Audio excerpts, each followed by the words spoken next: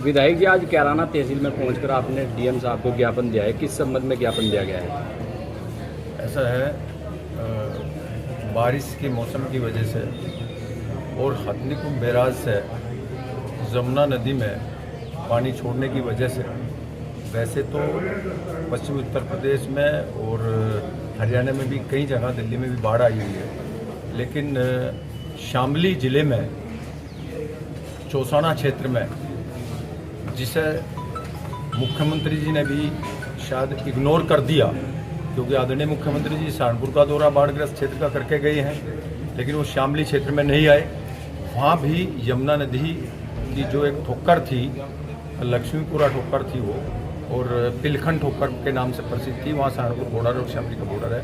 वो ठोकर 4 दिन से पूरी की पूरी नदी में समा गई और उसकी वजह से लगभग हजारों बीघे ज़मीन जमुना ने अपने उसमें ले लिया, आगोश में ले ली। किसानों का बहुत बड़ा नुकसान हुआ है और अब आगे की ऐसी स्थिति वहाँ है, यदि वो ठोकर जल्दी या कोई और इंतजाम नहीं होता तो वहाँ 4-5-6 गाँवों को बहुत बड़ा नुकसान हो जाएगा। और ये जो नुकसान हुआ है, बड़ी विडम्बना है कि किसान जिसकी 10 बीघे या 50 बीघे ज़मीन थी वो जमुना में चलेगी, अब वो 50-100 साल बाद जमुना जब दूसरी साइड जाएगी तभी उसको मिलेगी, वो क्या करेगा? उसकी अब वर्तमान में उसकी जो खेत था वो डूब गया और आगे उसकी ज़मीन चली गई। और इस सब के पीछे एक बहुत बड़ा रीज़न है, जो है खनन माफिया। सरकार खनन माफियाओं को खुली छूट देती है, इसका हमने पहले भी विरोध किया है और अब भी यही हो रहा है। खनन माफियाओं की वजह से ये सारा का सारा खेल वहाँ हुआ है, नहीं तो वहाँ जमुना टूटने वाली नहीं थी।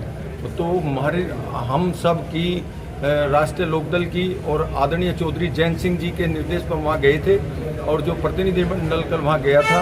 उसमें थाना भवन विधायक थे और थाना भवन के पूर्व विधायक राव अब्दुल राव वारिस जी थे, पूर्व विधायक नवाजिश आलम जी थे और मैं भी था, और जो वहाँ के क्षेत्र के हमारे नेता थे सनोज टुड्डा जी थे, वहाँ के गांव के प्रधान वगैरह वगैरह सब थे। तो हम सब लोग वहाँ गए थे और हमने जो वहाँ की स्थिति देखी तो उस स्थिति को देख के हमें भी बड़ा दुख हुआ और हमने तभी निर्णय लिया कि डीएम साहब को इस स्थिति से अवगत कराएंगे। और आज हमने डीएम साहब को स्थिति से अवगत कराया है और एक ज्ञापन मुख्यमंत्री जी के नाम डीएम साहब के माध्यम से हमने मुख्यमंत्री जी को देने का काम किया है। और मुझे उम्मीद है कि शायद आपके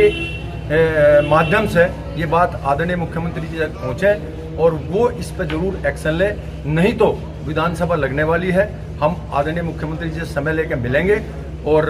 विधानसभा में इस मुद्दे को उठाएंगे। हम और राष्ट्रीय लोकदल आदरणीय चौधरी जैन सिंह जी